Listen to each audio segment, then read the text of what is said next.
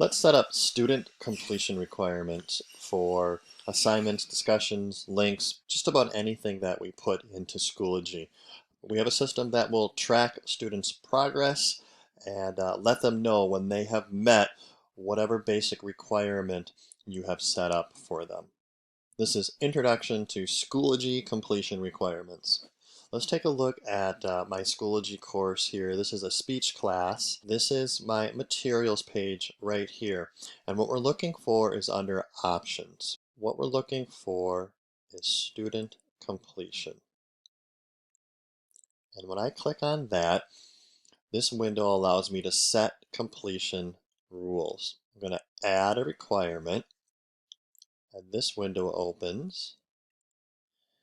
And these are all the folders that I have on this materials homepage. So right now on my homepage, I'm setting up requirements for folders. And so let's just pick speech week 1. The next box gives me different options. What do I want the student to do or show? This box, the options in this box is going to depend on what is in that first box. And when it comes to a folder, basically my only option is to complete it. I can add additional requirements and I can say speech week 2. When I'm setting up completion requirements for folders and telling kids you have to complete this folder, whatever is in here, they are required to be in sequential order. I can't turn that off. What that means is the students will be able to see this folder, speech week 2, but it'll be grayed out and they won't be able to even open that folder until they have completed speech week 1. And when they have completed that or met those requirements, then speech week 2 will open up. Keep in mind, this is just for folders so far. I can also set up completion requirements for individual assignments or activities within a folder. So we're going to go into speech week 1, and now when I go to options and I go to student completion, everything within this week 1 folder now shows up. So here's a link to a video, other folders are here, and then a link to a survey. So if I click on a link, again, my options are limited. What am I asking them to do with this link? Schoology can tell when they've opened it up and viewed it. So that's really my only option is view the item. I can add a folder.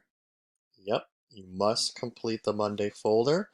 If I want multiples here, I need to click on add requirement. Let's just add a couple others. View that link.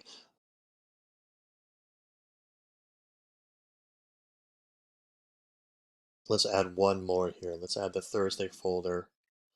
Must complete that folder. Now I have the option to make these in sequential order. If I leave this unchecked, then they can kind of go and pick and choose and go in any order they want, and that's fine for many cases.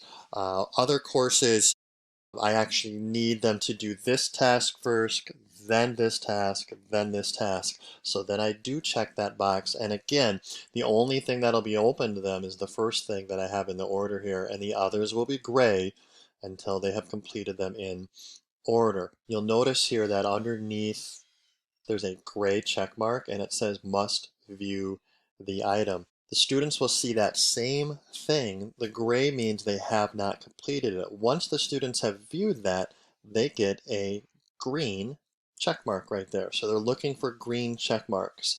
If the items are set up in sequential order, this will stay gray, gray, gray until they get the green check mark, and then this will become available.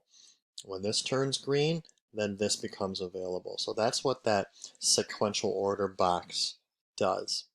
Let's look at an item that has other options besides just viewing. So I am within my Monday folder here. Again, I have a couple of links, but I also have a discussion posted here. So I'm going to go to completion, student completion again. Here's my daily 1-minute warm-up. So I have selected a discussion, and now I have some other options. This is a graded discussion. So in order to get that green check mark, I can leave it simple and I can say, oh, just look at the discussion. That's all I need you to do.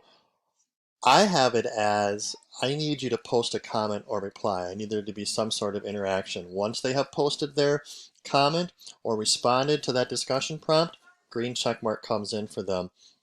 I can also, because it's a graded discussion, I can also say you don't get that green check mark until you get a 1 or a 2. I can set some sort of minimum requirement. Let me change that, show you what that looks like. Score at least, and then the score that I put in when I set up the discussion shows up, and then I can pick whatever number I want to.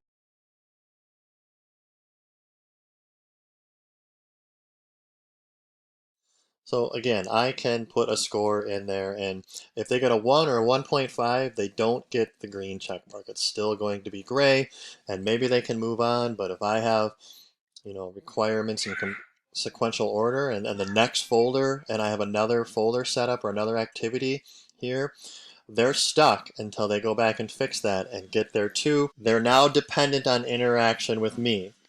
They submit it, they must now wait for me, the teacher, to log in and go and grade that. So just keep that in mind. If you put in must score at least, they're stuck until I go in and enter those scores. Okay, now I want to show you what it looks like as a teacher when I check in and see who has been completing their work. So again, I'm within this Monday folder, and when I click on student progress, I can now see who has completed everything within that one folder. Again, keep in mind, we're working within a folder here.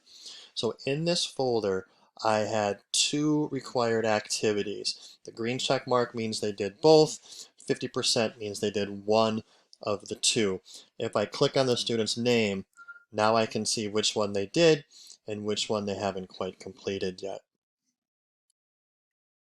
If I had 10 required activities in this folder, then this percentage would be 10, 20, 30, whatever percentage of that grand total of required activities they needed. We can check in, and this class is doing pretty good. Oh, a couple of kids have not quite checked in yet or haven't started this folder yet.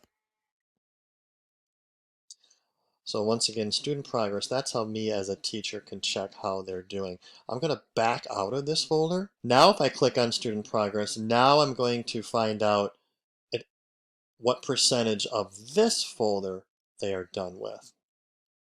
So 67%. So this student has completed 2/3 of the work, basically for this week, because this is a weekly folder. The student has everything done. So they're going for the green check marks. I can check in with them and see how close they are. If I want to know more specifically, I click on a name, and now I can see, yep, done, done, done, done. Just working on that last folder there. One last note before you dig in and start, setting up your own completion requirements. If you have a due date on an assignment and then you go and set up a requirement for that assignment, the due date disappears. When you go into your edit screen for your assignment, you literally cannot put a due date in. Schoology makes you pick completion requirement or due date. There's a workaround for that. You can see that for this assignment here, I have both a due date and a completion requirement. That's kind of like the next phase. And so if you're interested in having due dates and completion requirements and what that means and why would you want to have that set up, I have another video that'll walk you through that step. But for now, good luck setting up some of these completion requirements and getting those green check marks for your kids. Thank you, everyone. Be well and stay connected.